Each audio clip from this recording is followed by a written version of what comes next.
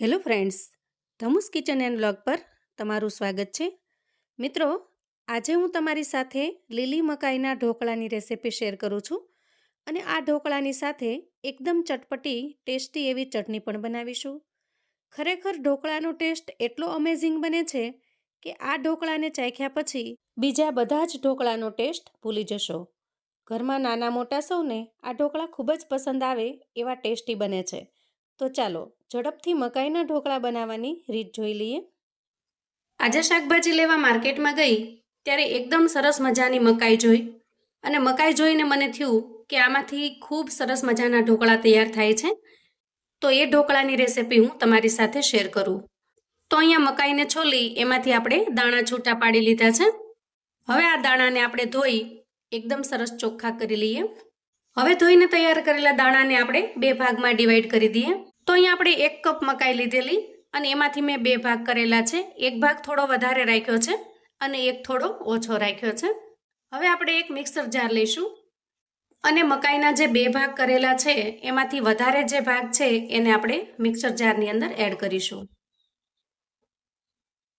હવે આપણે જારમાં 1 લીલું મરચું એડ કરીશું તીખાશ માટે અને થોડું આદું એડ કરીશું અને ત્યાર પછી જારની અંદર આપણે 2 ચમચી જેટલું પાણી એડ કરવાનું છે જેથી મકાઈને સારી રીતે પીસી શકાય. હવે ઢાંકણ ઢાંકી પલ્સ મોડ પર ચલાવી આપણે મકાઈને પીસી લેવાની છે. જુઓ, આ રીતે આપણે મકાઈને પીસી લેવાની છે. અહીંયા પીસતી વખતે તમે 2 થી 3 લસણની કળી પણ ઉમેરી શકો છો, પણ આજે બિલકુલ લસણ અને ડુંગળી વગર હું બનાવી રહી છું એટલે મેં લસણ એડ નથી કર્યું. તમે જો ખાતા હો અને ફાવતું હોય તો તમે લસણ પણ એડ કરી શકો છો. હવે જુઓ, અહીંયા મેં એક મિક્સિંગ બાઉલ લીધું છે અને એના અંદર આપણે 1 કપ ભરીને રવો એડ કરીશું. આ રવો જાડો રવો લીધો છે. તમે કોઈ પણ રવો ઉપયોગમાં લઈ શકો છો, ઝીણો કે જાડો. હવે આપણે પીસીને તૈયાર કરેલી મકાઈની પેસ્ટને રવાની અંદર એડ કરી દઈએ. તો ખાસ કરીને અહીંયા તમારે કોઈ પણ કપનું માપ સેટ કરવાનું જેથી કરીને ઢોકળા એકદમ ટેસ્ટી અને સ્પોન્જી બનીને તૈયાર થશે. પીસેલી બધી જ મકાઈને આપણે રવાની અંદર એડ કરી દીધી છે. હવે આપણે અડધા કપ જેટલું મોળું દહીં લેવાનું છે અને આ દહીંને આપણે રવાની અંદર એડ કરી દઈએ. તો અહીંયા મેજરમેન્ટ પ્રમાણે જોઈએ તો 1 કપ રવાની સામે અડધો કપ જેટલું દહીં એડ કર્યું છે અને 1 કપ જેટલી આપણે આમાં મકાઈ એડ કરીશું. હવે આ બધી જ વસ્તુને આપણે સારી રીતે મિક્સ કરી લઈએ. તો અહીંયા તમે જોશો કે પાણી ઉમેર્યા વગર જ બેટર એકદમ સરસ બનીને તૈયાર થયું છે. હવે આપણે આમાં રવો ફૂલી જાય ત્યાં સુધી રેસ્ટ થવા દેવાનું છે. અંદાજે 5 મિનિટ સુધી ઢાંકીને મૂકી દઈએ અને ત્યાં સુધીમાં આજના ઢોકળા માટે એકદમ ટેસ્ટી અને ખૂબ જ ચટપટી એવી ચટણી બનાવીને તૈયાર કરી લઈએ. તો ચટણી બનાવવા મિક્સર જાર લઈશું અને એમાં ધોઈને ચોખ્ખી કરેલી થોડી કોથમીર એડ કરીશું. 1 લીલું મરચું એડ કરીશું જે બહુ તીખું પણ નથી અને સાવ મોળું પણ નથી. થોડું આદું એડ કરીશું. 1 ચમચી જેટલી ખાંડ એડ કરીશું જેનાથી ચટણીનો ટેસ્ટ એકદમ સરસ ચટપટો અને ટેંગી બને છે. અહીંયા તમે ખાંડની જગ્યાએ ગોળનો પણ ઉપયોગ કરી શકો છો, પણ ગોળ નાખવાથી ચટણીનો કલર થોડો કાળો પડી જાય છે એટલે મેં ખાંડનો ઉપયોગ કરેલો છે. સ્વાદ પ્રમાણે મીઠું એડ કરીશું અને 2 ચમચી જેટલું નાળિયેરનું ખમણ એડ કરીશું. તો એકદમ ઝીણું જે બજારમાં આપણને નાળિયેરનું ખમણ મળે છે એ મેં એડ કરેલું છે. તમારી પાસે જો નાળિયેરના ટુકડા હોય અથવા તો લીલું નાળિયેર હોય તો એ તમે એડ કરી શકો છો. એનાથી ખૂબ જ ટેસ્ટી અને ખૂબ જ ફ્રેશ એવી કોકોનટ ચટણી બનીને તૈયાર થાય છે. પણ મારી પાસે નાળિયેર અવેલેબલ ન હોવાથી મેં અહીંયા નાળિયેરનું ઝીણું ખમણ એડ કરેલું છે. અને વળી ખમણની જગ્યાએ તમે દાળિયા પણ લઈ શકો છો, શિંગદાણા પણ લઈ શકો છો. એનાથી પણ ચટણીનો ટેસ્ટ ખૂબ જ સરસ બનીને તૈયાર થાય છે. અને હવે એક અડધા લીંબુનું ફાળિયું લઈશું અને લીંબુના રસને જારની અંદર એડ કરીશું. તો આ રીતની ચટણી ખૂબ જ ટેસ્ટી અને મસ્ત બને છે. તમે જો ક્યારેય આ રીતે ચટણી ન બનાવી હોય તો એક વખત ચોક્કસથી ટ્રાય કરજો. ખરેખર એટલી સરસ બનશે કે એક વખત જો તમે આ ચટણી બનાવશો તો બીજી કોઈ ચટણીનો ટેસ્ટ તમને પસંદ નહીં આવે. એકદમ સરસ ગ્રીન ચટણી બનીને તૈયાર થાય છે. તો હવે આપણે ઢાંકણ ઢાંકી ચટણીને સરસ રીતે પીસી લઈએ.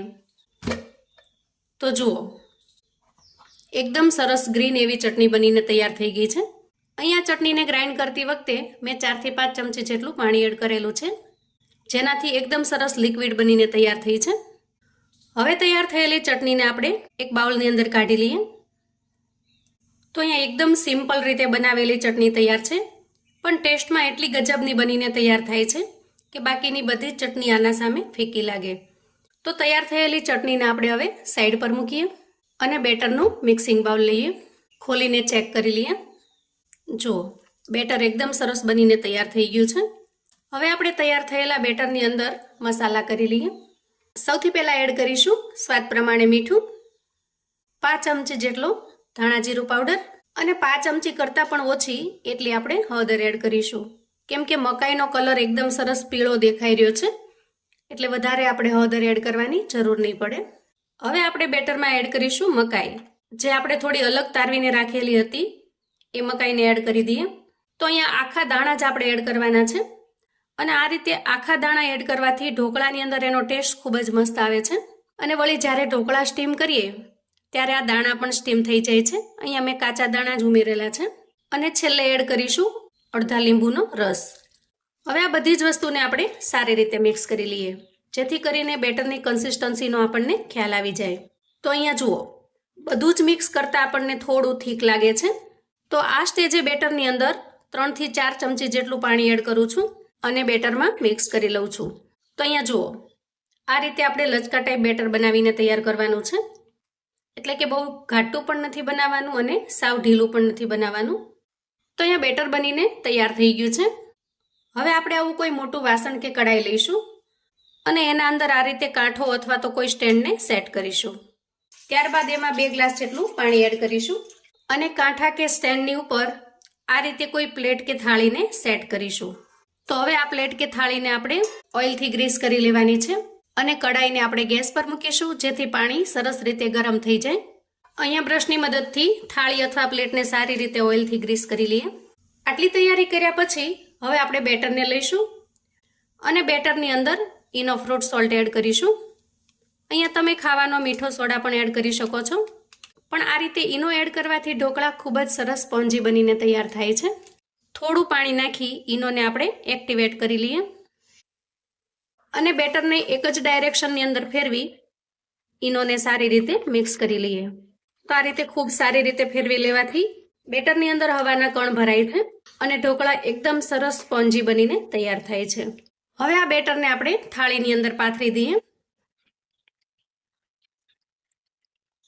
આ રીતે ટેપ કરી અને મિશ્રણને ફેલાવી લેવાનું છે અને ઉપરથી થોડું લાલ મરચું સ્પ્રિંકલ કરી દઈએ, જેથી કરીને એનો કલર ખૂબ જ સરસ દેખાય છે. અહીંયા બેટર જો વધારે હોય અને ડીશ નાની હોય તો બધા જ બેટરની અંદર તમારે ઈનો નહીં એડ કરવાનો, કેમ કે થોડો સમય પડ્યા રહ્યા પછી ઈનોની અસર ઓછી થઈ જાય છે. અહીંયા આપણે ઢોકળા એકદમ પતલી સાઈઝના બનાવવાના છીએ, જેવા આપણે ખાટિયા ઢોકળા બનાવીએ છીએ એવા સરસ મજાના. તો ચાલો, ડીશ તૈયાર છે. હવે આપણે સ્ટીમ થવા મૂકી દઈએ. તો અહીંયા જુઓ, પાણી ખૂબ સારી રીતે ગરમ થઈ ગયું છે. આ સ્ટેજે આપણે ડીશને સ્ટીમ થવા મૂકી દઈએ. ઉપર ઢાંકણ ઢાંકી 8 થી 10 મિનિટ માટે ખૂબ સરસ રીતે સ્ટીમ થવા દઈએ. અંદાજે 7 થી 8 મિનિટનો સમય થયો છે. અહીંયા ગેસની ફ્લેમને આપણે બંધ કરીશું અને ઢાંકણ ખોલી ચેક કરી લઈશું. વાહ, જુઓ, એકદમ સરસ, જોતા જ મોઢામાં પાણી આવી જાય એવા સરસ મજાના ઢોકળા બનીને તૈયાર છે. ટૂથપીકની મદદથી આપણે ચેક કરી લઈએ. જુઓ, એકદમ સરસ ચડી પણ ગયા છે. હવે આપણે થાળીને બહાર કાઢી લઈશું અને થોડી વાર માટે ઠરવા દઈશું. અહીંયા ડીશ ઠરી ગઈ છે. હવે જુઓ, ડીશ ઠરી જાય એટલે આપણે બ્રશની મદદથી ઉપર થોડું તેલ સ્પ્રેડ કરી દઈશું, જેથી કરીને ઢોકળા એકદમ સરસ સોફ્ટ બની રહેશે. હવે સૌથી પહેલાં આપણે કિનારી છોડાવી લઈએ અને મનગમતા પીસમાં કટ કરી લઈએ.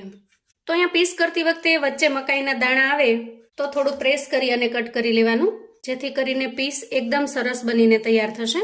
થોડી કોથમીરથી ગાર્નિશ કરી લઈએ. જુઓ, દેખાવમાં જેટલા ટેસ્ટી લાગી રહ્યા છે કે જોતાં જ ખાવાનું મન થઈ જાય.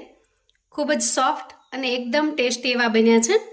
આ રીતે હું તમને અહીંયા તોડીને બતાવું. ખૂબ જ જાળીદાર અને સ્પોન્જી બન્યા છે. તો મિત્રો, આ રીતે તમે ક્યારેય જો મકાઈના ઢોકળા ન બનાવ્યા હોય તો એક વખત ચોક્કસથી ટ્રાય કરજો. એકદમ સરસ અને સોફ્ટ બનીને તૈયાર થાય છે.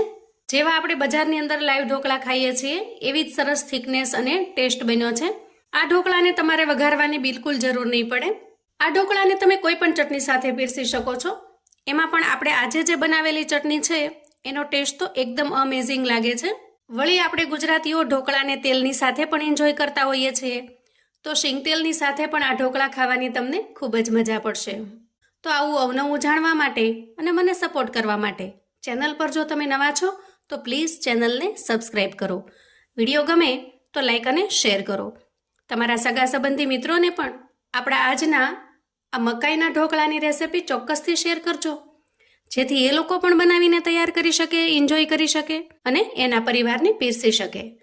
કોમેન્ટમાં મને ચોક્કસથી જણાવજો મિત્રો કે આજની આ મકાઈના ઢોકળાની રેસિપી તમને કેવી લાગી છે. ફરી મળીશું એક નવી રેસિપી સાથે. ત્યાં સુધી આવજો મિત્રો.